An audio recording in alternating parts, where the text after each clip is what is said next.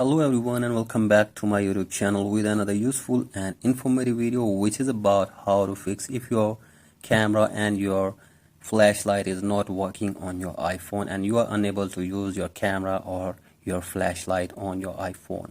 So guys, here I will give you some possible solutions to fix this problem on your iPhone.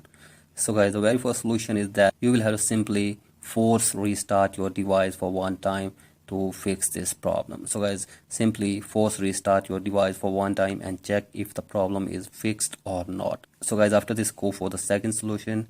If it doesn't work, that is, you will have to open settings on your iPhone, and from here scroll it below and tap on general, and from here tap on software update, and from here you will have to simply check if there is any update available for your iPhone. So guys, update your device to the latest version of iOS, and after this check if your problem is fixed or not. So guys, after this, go for the next solution. If it doesn't work, that is, you will have to again open settings on your iPhone, and from here tap on general, and from here scroll it below and tap on transfer or reset iPhone, and from here tap on reset, and from here reset all settings on your device by giving your passcode for your iPhone.